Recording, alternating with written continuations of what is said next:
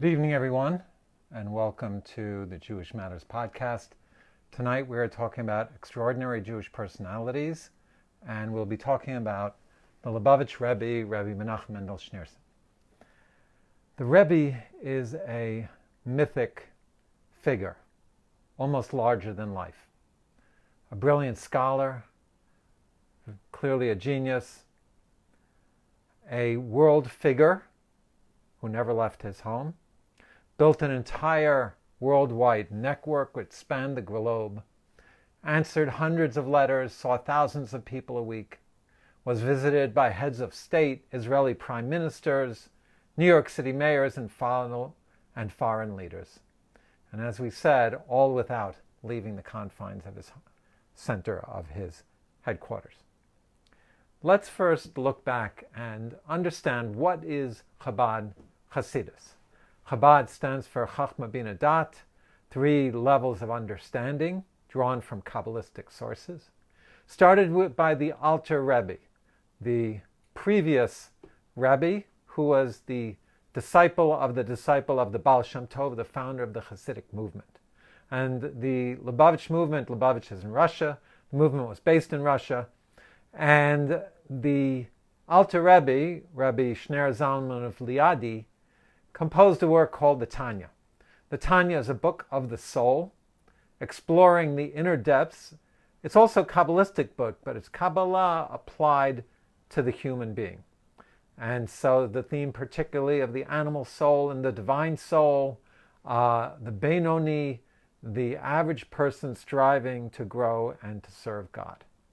And the Chabad movement, in a certain sense, did popularize Kabbalah and bring it to the masses, you could say.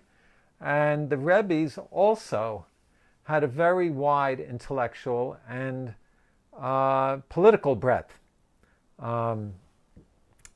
During the Napoleon's advance on Russia, interesting take on things, the Rebbes were against Napoleon because they were concerned of the modernity that he would bring that would dilute the religiosity. They saw the Enlightenment on the horizon. And they actually spied for the Russians. And we will see that the Rebbes were not afraid to take political stands, including the last Rebbe, Rabbi Menachem Mendel, who we're talking about. So let's talk about Rabbi Menachem Mendel. He had a very unique background. Growing up, he was clearly an Ilui, what's called an Ilui, a child genius. And he maintained a correspondence with a rabbi called the Rogatchover Rebbe, who was based in the Lubavitch movement, but was known as one of the geniuses of the 19th century, when there were many Talmudic geniuses. And one of the few people he corresponded with was Menachem Mendel Schneerson. Menachem Mendel grew up in Russia, and he clearly, relatively in his late teens, a young age, it was already talked about that he would marry his future wife, who was a distant cousin of his, and was the daughter of the current Rebbe, the 6th Rebbe, Rabbi Yosef Yitzchak, known as the Friediger Rebbe, the previous Rebbe. They became close, Menachem Mendel with the previous Rebbe, even before the marriage, and he followed him after he was chased out of Lubavitch, eventually to be chased out of Russia because of his efforts to strengthen and bolster Chabad Hasidus and Torah Judaism in Russia during the communist regime. And despite the dangers, he did it anyway. Then, when he knew he was a wanted man, he fled to Poland, reestablished there. And that's where the couple would get married after 5 years of engagement. And the wedding was one fitting of a Rebbe building a movement. 5,000 people attended the wedding, it's reported. And but the Rebbe was not, in a sense, meant to be a Rebbe. He was a loner, an introvert, as brilliant people sometimes are, kept to himself, and pictures of him show a picture of a young, intense, serious, introverted man. Now, in terms of understanding the Rebbe, there are three main biographies that we've drawn from. Rabbi Steinsaltz wrote his biography, My Rebbe, Rabbi Adin Steinsaltz. Rabbi Joseph Telushkin, a very popular writer in New York, wrote the Rebbe, and Rabbi Chaim Miller wrote a biography as well. In a sense, Rabbi Telushkin is the outsider looking in from the Upper West Side of Manhattan. Rabbi Miller is the insider telling the story. And Rabbi Steinsaltz was very close to the Rebbe, was Chabad, but didn't live in Chabad, and has a more scholarly, kind of almost objective bent. So those are the three works to look at in terms of looking at Morin, and they're definitely all three of them worth looking at. So they paint this picture of the Rebbe. There's also the unofficial biography of the Rebbe, and he points out the more unconventional sides of the Rebbe. Apparently when the Rebbe got married, he was in a light-colored suit with white gloves, dressed quite stylishly. And the young couple were off to Germany after they were married, which is also very telling of how he didn't stay in Lubavitch and he broadened his horizons. Still maintained a very strong connection to Rabbi Yosef Yitzchak. The couple would spend 1 or 2 months with them every year. In 1935, they spent the whole year in Eastern Europe with them. And the Rebbe called Menachem Mendel, his son-in-law, his foreign minister. And he would turn to him for a pulse on what was going on in the world. The Rebbe also was involved in editing journals for Chabad, doing some research projects. So always strongly connected, but living, in a sense, outside. In Germany, it was a very unique period. There were a number of figures who would later turn out to be brilliant leaders of the 20th century Jewry, particularly Rabbi Joseph B. Soloveitchik became the head of Yeshiva University and the driving force behind the modern Orthodox movement in America. Rabbi Yitzchak Hutner, who became one of the driving forces behind the Yeshiva movement in America and Yeshiva Chaim Berlin. And he got smicha, the Rebbe was ordained by Rabbi Yaakov Yechiel Weinberg, who was also a brilliant rabbi in Germany, later in Switzerland, and known as one of the great scholars. But also a very open to different types of scholarship and to the outside world. Also at the time in Berlin, who the Rebbe had contact with, Rabbi Avram Yeshua Heschel, would be the head of JTS and the conservative movement in America. Yeshaya Leibowitz, later Hebrew University professor, and were part of this group. And so after he no longer could be in Germany because of the 1930s, he moved to Paris, to the Marais, which is the Jewish neighborhood. When I was in Paris a few years ago, I ran into a Chabad guy. We were schmoozing. He says, want to see the shul? So he talked me to the shul where the Rebbe hung out, so to speak, where he prayed. And the Rebbe was connected to the community. He even taught children Torah. And when he was asked to sit on the eastern side where all the dignitaries and the rabbis usually sit, he refused and said, why? Isn't God here with me in the pews with all the rest of the people? Then he moved into the Quartier Latin, into the students' quarter on the left bank, and kind of even more distant from the Jewish community. But throughout that time, there are those who report that his intensity of ongoing Torah learning, connection to Chabad, remained just as strong. With that said, he did attend university in Paris. He attended the École Spéciale of Engineering, a engineering school, and studied physics and science there. And it seems like he did enroll in some courses at the Sorbonne, but clearly his studies were not with the goal to have a degree which would lend him prestige, but to gain the knowledge. And later on, when people would come to him for advice, he would tell them, do you need to go to university to gain the knowledge? Is there another way that you can gain it? And we'll talk about that later, how the Rebbe did not put everything into boxes. Each person was an individual, and he was a very individualistic, out-of-the-box type of person as well. Even after he became Rebbe, although we will see how that evolves. So, in the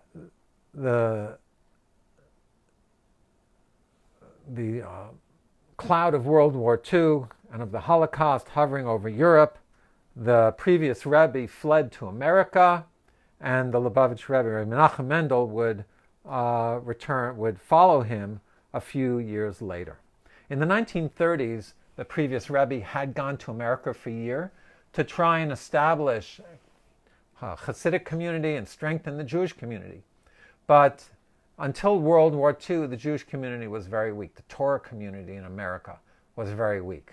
So when he arrived during the war, he really had to start over again and build again. They bought 770 Eastern Parkway. Eastern Parkway was a Jewish middle-class neighborhood at the time, and they bought the building as his home and as the center. And it's reported that at the beginning, they would have to go out on the street to find people to get a minyan. And when you think of what the movement grew into, with tens, if not hundreds of thousands of people connected to the movement today, it's quite remarkable. Now, in the early 1950s, the previous Rebbe passes away, and in Chabad, the Rebbes did not appoint their successor. The process worked that the community would themselves kind of show a consensus of who the next Rebbe should be. Some communities would send letters of coronation, they were called, to show their support. Now, even though Menachem Mendel was somewhat of a loner, in the late 40s, he did start to give Farbrengens, Hasidic gatherings with Torah teaching and spirited singing. He did have individuals who were coming in his orbit and close to him. But when he was approached after his father-in-law's passing to become Rebbe, he refused. He said, no, that's not for me.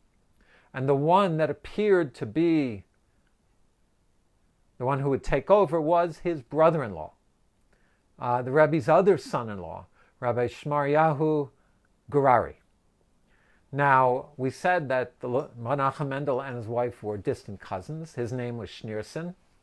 But Rabbi Gurari had grown up in Lubavitch, had been also very close to his father-in-law, and had always stayed within the movement. He ran the yeshivot, the Talmudic academies within Lubavitch.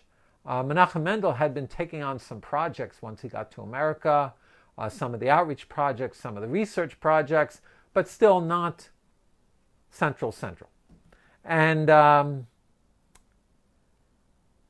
consensus started to emerge, and it was leaning towards Menachem Mendel. And it appears that the more he refused, the more people insisted, until after a year it became clear that he would succeed the Rebbe.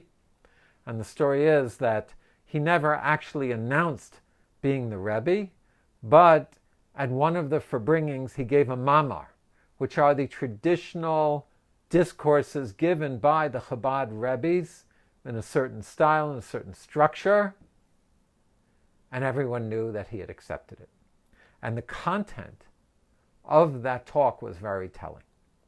He quoted the Baal Shem Tov, the founder of the Hasidic movement, Unefutzos hamamayanot hachutza, the waters will spread outwards, and which really is a message that Torah, Judaism, Hasidus, and Chabad needed to spread their message. Now, the previous Rebbe, and there are many similarities between Menachem Mendel, the now Rebbe, Rebbe Menachem Mendel, and the previous Rebbe, his father-in-law. both of them were involved in world affairs. Both of them sent shluchim. Now, the previous Rebbe, what is a shliach? Shliach are the envoys of the Rebbe. And the previous Rebbe would send them throughout Russia, mostly to bolster the religious community there. And Rabbi Menachem Mendel extended it and put the emphasis on the shluchim really reaching out to every single Jew. And we'll talk about the phenomenon of shluchim a little later. But in essence, what Rabbi Steinsholz describes is once the Rebbe became Rebbe, he underwent a transformation. It's almost as if his personal self was nullified, was negated for the Hasidim, for the movement, and for being Rebbe. And so he maintained a grueling schedule, if you will, having yechidas 2 nights a week. People would come and have one-on-one meetings. Often this would go throughout the night, and over the years, more and more people started to come to him. He would answer hundreds of letters a day, answer them all personally, sign them in his own hand. He did have secretaries. In 1964, when his mother passed away, he stopped having the one-on-one meetings and would meet with groups. In 1977, when he had his heart attack, he stopped answering directly all of the letters. And that's when he started giving out dollars. And people would line up for hours and hours and hours, hundreds, thousands of people, particularly on a Sunday, but sometimes during the week. I myself went 3 times and got $1 from the Rebbe.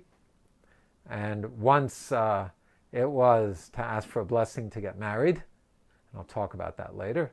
Once it was when I began my outreach work, and he gave me $3, which I do still have somewhere. And what was most striking, and what many people remark, were his eyes. These piercing blue eyes which almost shined with a clarity and an intensity that was very striking.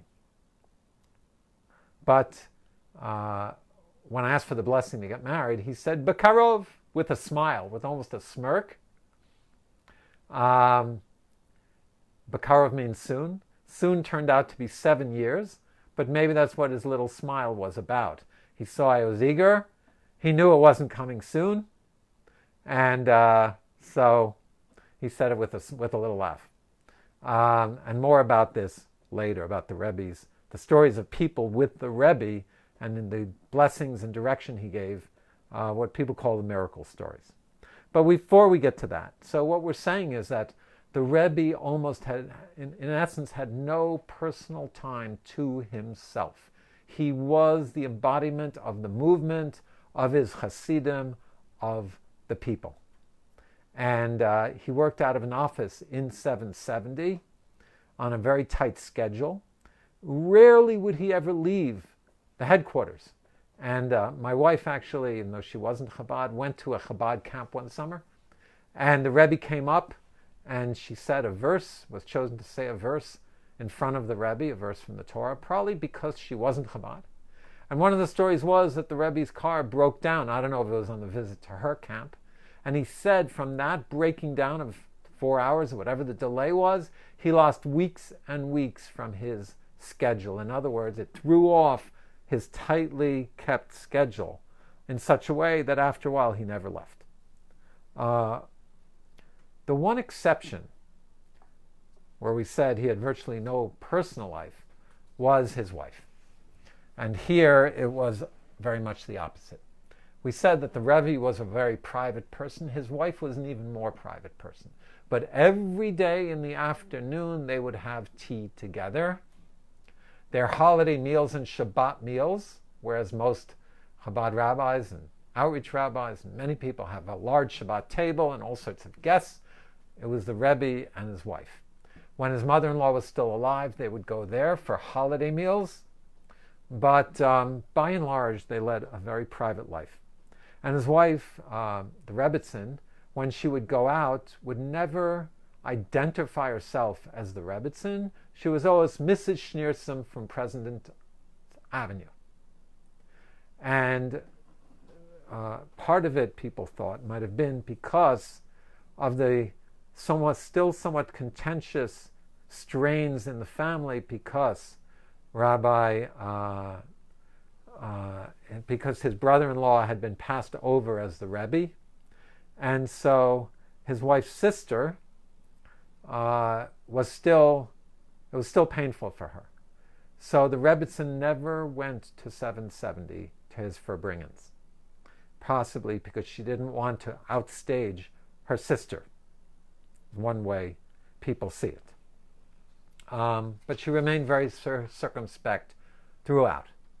The Rebbe loved children, and in fact giving the dollar to people, and then they were supposed to give it to charity, started with him giving coins to children and told them, give this to charity. And of course the children wouldn't give it, they would keep it, put it in their pocket, and go home and give a different quarter to charity.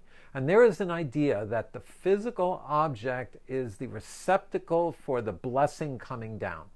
And the idea of a Rebbe is the Rebbe is the conduit for godliness coming into the world. They live a life particularly focused on spirituality. They are, in a sense, broad souls. And so that blessing gets channeled into the physical object. And so keeping the physical object can continue the transmission of that blessing. Another way in this which was shown is after Shabbat. The Rebbe would say Havdalah, and then people would pass by and they'd constantly refill his cup. He'd pour off from his cup of wine and people would drink from the cup. Hundreds, thousands of people passing by, the cup constantly being refilled, and the blessing being given to all. So this was the profile of how he lived his life. Now, there are many different aspects which are unique to the Rebbe, as we say. He wasn't fitting in a box. Even though he carefully learned from his father-in-law, from the previous Rebbe, the customs of the Chabad rabbis, some of which he transferred to the general Hasidim, which had not been done before. But unique to him were many different aspects. One, he used a military analogy, the legions of Hashem, which he was mobilizing, the mitzvah tank. And it's perhaps not coincidental that Chabad was a Russian Hasidus and focused upon structure, marching orders, and the military language. He also was unique in his use of technology. Originally radio, then tapes, then CDs, then the internet. Chabad was always on the cutting edge. Global closed-circuit TV, if anyone remembers what that was, before the internet.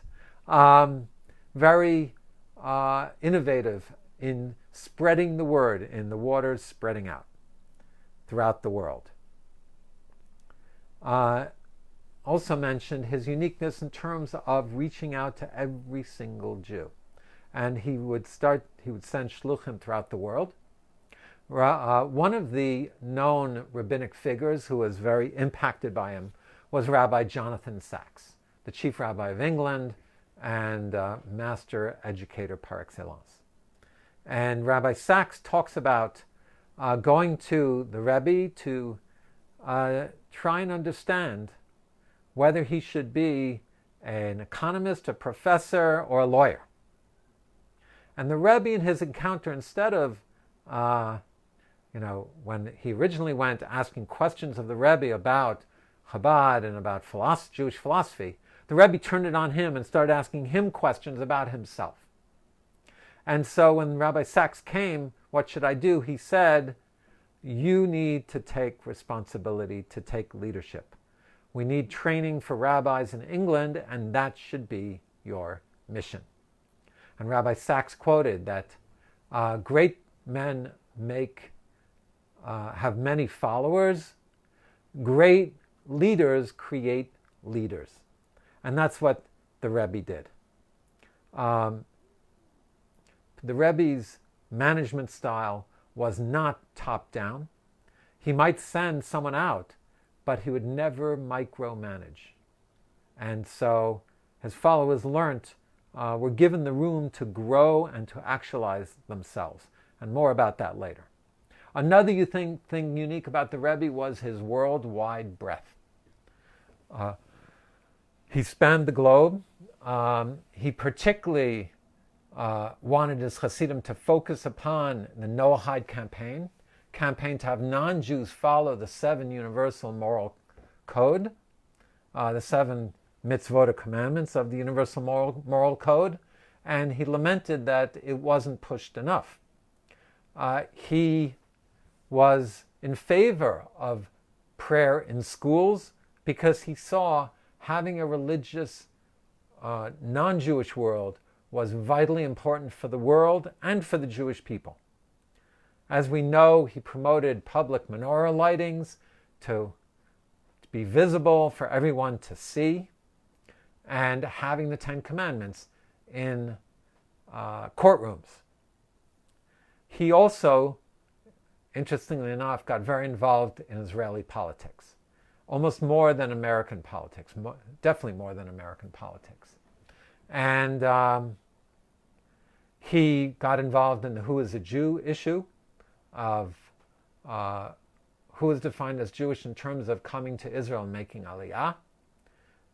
He was against giving back any land and against the Oslo Accords, and very vocal about it because he didn't think it would lead to peace.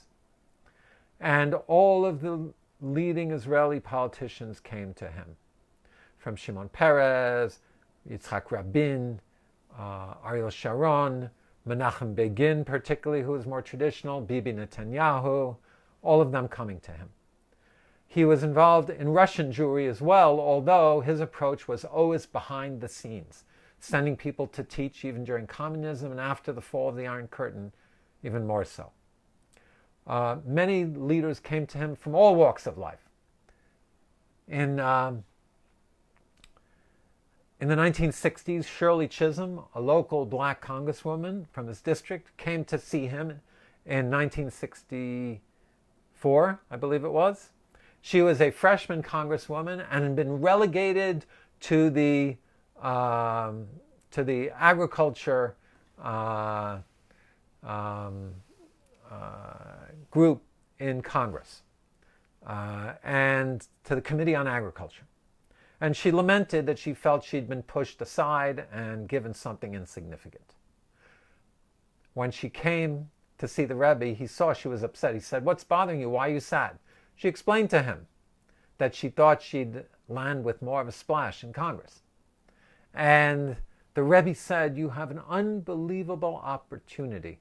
He said, agriculture means feeding people, means livelihood, and you have the opportunity to give and be charitable and provide food for those who don't have. And she set out for that to be her mission and set up the food stamp program, which would assure that no American would go hungry.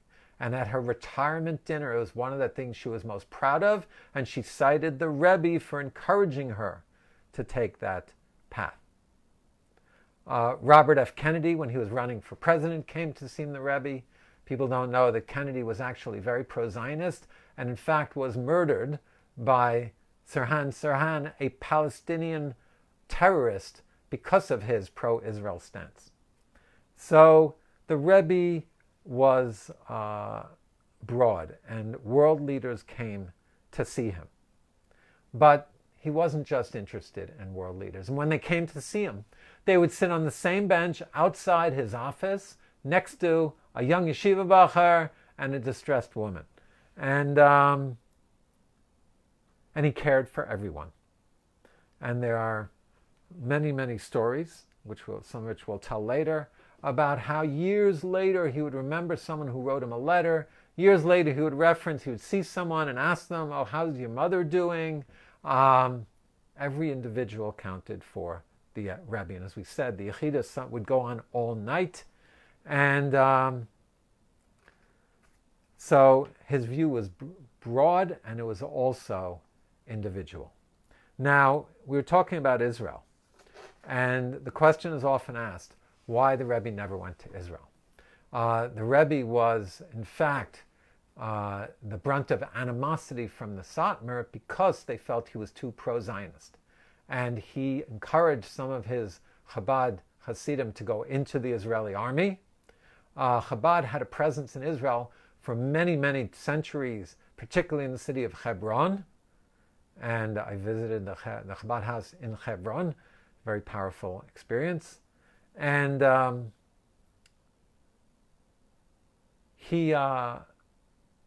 one of the understandings is that if one goes to Israel, one is not supposed to leave. So the belief is that had he gone to Israel, even though his community needed him, he didn't want to have to leave. But the two unique things about the Rebbe, that he never went to Israel, and also that he never had children. And we'll talk about this later in terms of succession. Now, we talked about how he cared for each individual. Now I'd like to share some stories. And Rabbi Steinsaltz talks about the miracle stories. And he notes how we hear the stories when the blessing did come true. But we don't hear the stories about when they didn't. What are the percentages? Are there statistics on this? No, they're not. And it's not something that one is out to prove. But yet, when I share with you these stories, I think you'll feel the impact that the Rebbe had on people's lives in so many ways. Sometimes it was just giving encouragement, and sometimes it was helping a person clarify their life purpose and direction. And there were, of course, also the miracle stories. So these are directly from Rabbi Steinsaltz, okay? So in a sense, I read them firsthand. You're getting them secondhand from me, but you can read them yourself. So Rabbi Steinsaltz's son was diagnosed with leukemia when he was 15 years old. The Rebbe, when they came to him for a blessing, was very encouraged. He gave him a blessing for long life, and then he told him, but don't get a bone marrow transplant, which the doctors had been suggesting and in fact prescribing. The doctors were very upset. They did not do it, and sure enough, his son recovered, thank God. Years later at a convention, the doctors in fact recognized that for the son's condition, for what the son had, that bone marrow was not the best course of treatment. How did the Rebbe know? We believe that prophecy no longer exists. Did he have such wisdom and understanding of science that he had a deeper grasp than the doctors? Was it a deeper vision, which we will see in the next stories? And the idea is this, that if a person is connected to their divine soul, and the divine soul is connected to the Almighty, then there's some people who can have a breadth of vision that transcend time and space.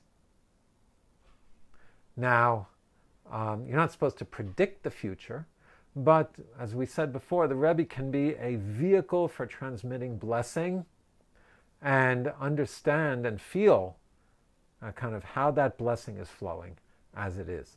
And it's something that is referred to as Ruach HaKodesh.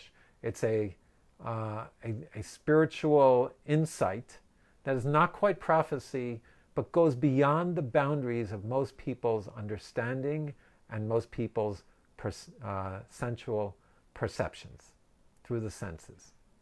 So, unfortunately, most of the boys in his son's ward did not survive their cancer. And there's particularly another boy who went for a blessing to the Rebbe. This boy appeared to be in better health. His illness was less severe, but the most the Rebbe would say was good tidings. And sure enough, tragically, this boy did not survive. Another story. In 1984, Satmar Chassid, as I mentioned, there was a lot of tension between Satmar and Lubavitch. The Satmar Chassid accosted the Rebbe and said, I don't have children. Was he challenging him to give him a blessing and show it could come true? And it's not clear. But the Rebbe said to him, the boy will probably need someone to play with. The Chassid was puzzled, kind of tongue-tied at that answer. And the Rebbe said, answer Amen. So the Chassid said, Amen. 2 years later, twins were born to this couple. The boy will need someone to play with. Final story, Yitzhak Leitman, a Jew, was supposed to be on El Al Flight 426 on July 22nd from New York to Tel Aviv via Rome. The Rebbe advised him to take another flight, which he did. A few days later, the night before, Ariel Sharon, general of the Six-Day War and future prime minister, came to visit him. And they sat all night talking. Sharon was so exhausted, he kept saying to the Rebbe, I have to catch a flight, I have to catch a flight. And the Rebbe said, take another flight. Flight 426 was hijacked, leaving Rome, brought to Algeria. And who knows what would have happened if an Israeli general had been on that flight. And when he was asked, why didn't he warn everyone on the flight? He said, do you think I knew the flight was going to be hijacked? Sharon came, we talked, and he was tired. I told him to take another flight. So, I leave it up to you to unpack the significance of these stories, but there are dozens, hundreds of stories that can be read. And as I said, not all of them were this extraordinary. Some of them were a business investment suggestion. I believe Gutnick went to Australia. The Rebbe told him to invest in certain mines and became enormously wealthy. And some of them were a word of support and encouragement and empathy for someone going through a hard time. Okay, now for the shluchim. A shliach means an envoy, an emissary. And as we mentioned, the previous Rebbe would send emissaries as well. But Rabbi Menachem Mendel, the Rebbe, upped the game, so to speak. And the shluchim were sent. And if you've traveled anywhere in the world and wanted to connect to a Jewish community, my wife was sent on a business trip to convention to the Big Island in Hawaii. And I tagged along. She told them I need kosher food. They said, we'll do some research. They send this email with a link, and we see kosher in Hawaii, beautiful graphics. We think, oh, this will never be kosher to our standards. It's probably kosher style. We click through, a project of Chabad of the Big Island.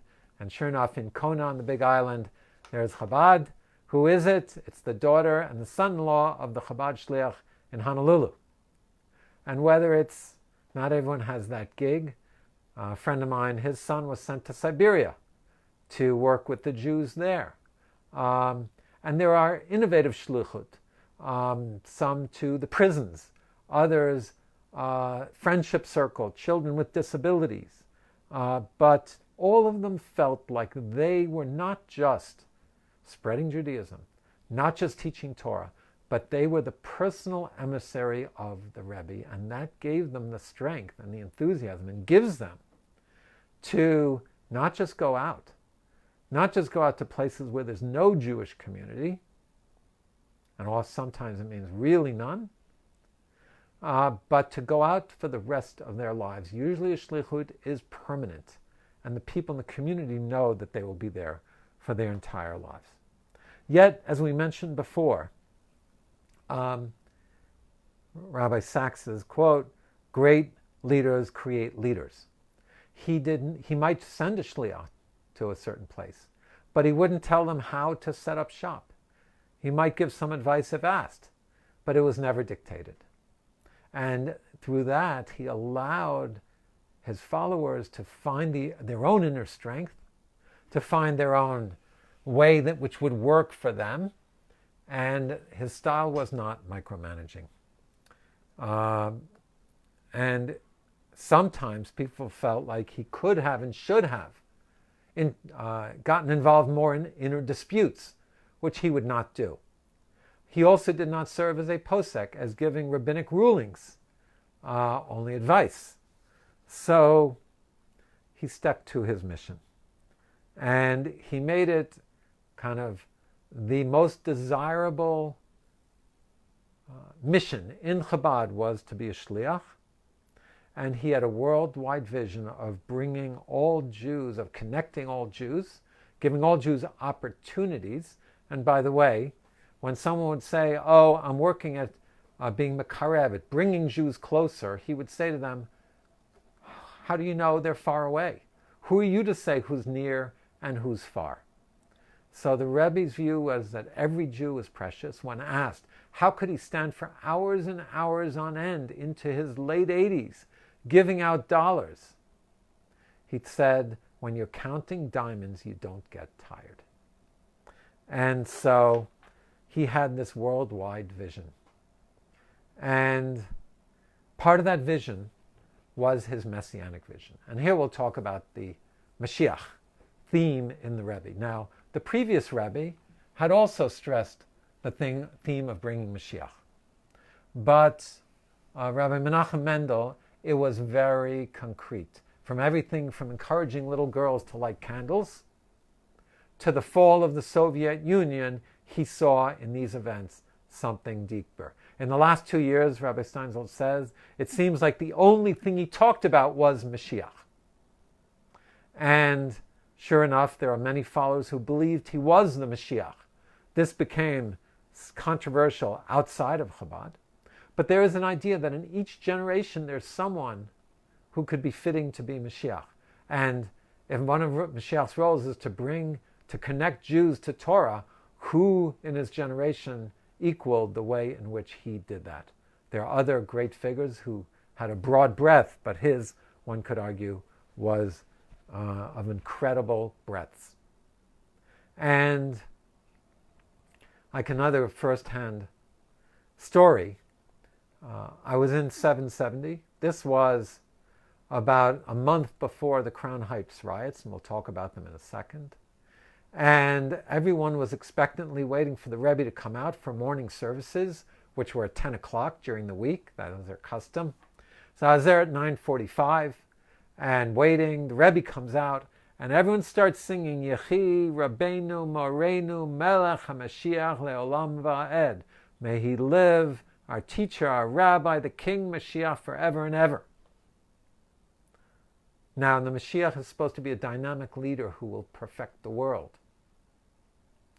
And it could be they were just singing enthusiasm for Mashiach. But it very clearly was directed at him. And I saw him myself go like this and encourage them on. Now, you could say in the Rebbe's mind it wasn't necessarily supposed to be him, although he even dropped hints that it could be. One pamphlet I saw said he is in the role that he wrote, said he was in the role of Elijah who's supposed to come and announce that Mashiach is coming.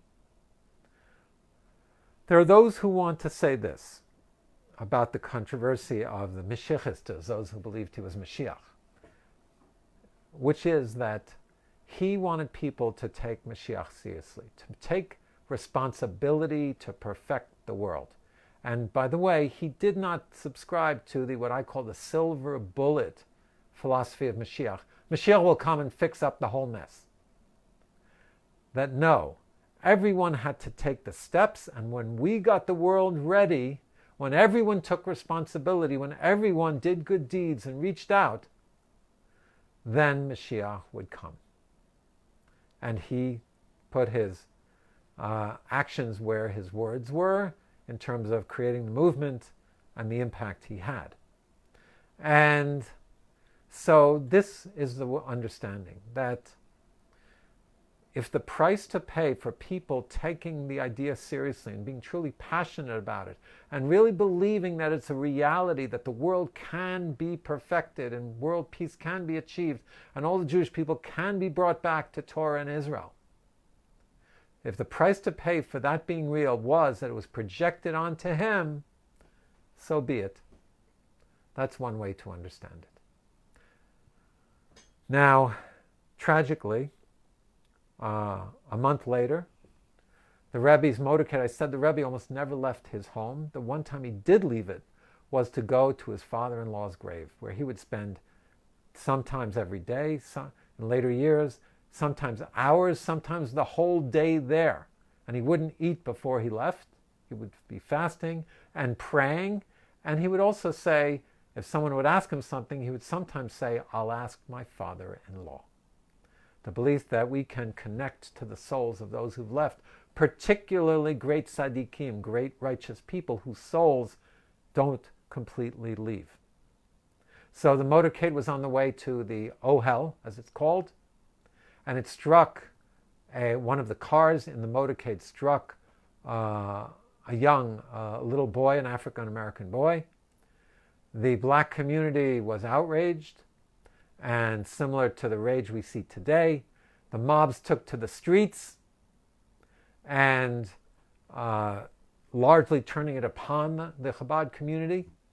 A young Yeshiva student from Australia was stabbed and murdered, and it took days for Mayor David Dinkins to calm things down and bring peace. There are videos of the Rebbe and Mayor Dinkins on good relations.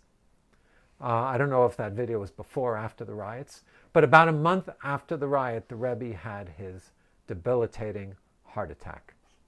And for the last 28 months, he would be barely responsive, in a wheelchair, sometimes wheeled out during services. And this only heightened the Messianic speculation. And but it was not to be. The Rebbe would pass away. Controversially, many would say he's still the Mashiach.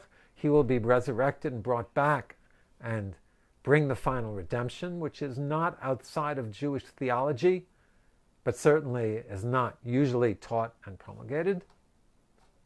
And what's most extraordinary is that, so he was Rabbi Menachem Mendel, the seventh Lubavitch Rebbe. 7 is the number of spiritual completion. He had no children. There are so many signs that people thought this is the culmination. And sure enough, no Rebbe was ever appointed after him. But whereas people thought the movement might be torn apart by the messiness and the non-messiness, by the lack of leadership, we've seen the opposite. We've seen the movement grow, become even stronger, and even with even more breadth and even more vitality. At the Shluchim conference, there are over 6,000 who attend. And the number of people believe now might be over 100,000 Chabad throughout the world. On the 25th Yahrzeit of the Rebbe, there were 100,000 people on, I don't know, if it was a Zoom call or on an online platform. So, and this is really a testament to who the Rebbe was. That his influence is still being felt throughout the world, that his message is still relevant as ever, and that his followers are still encouraging Jews to be with joy, to do mitzvot, to be kind to others, to fix the world. And we should all study his teachings and merit to live up to them. Have a good evening.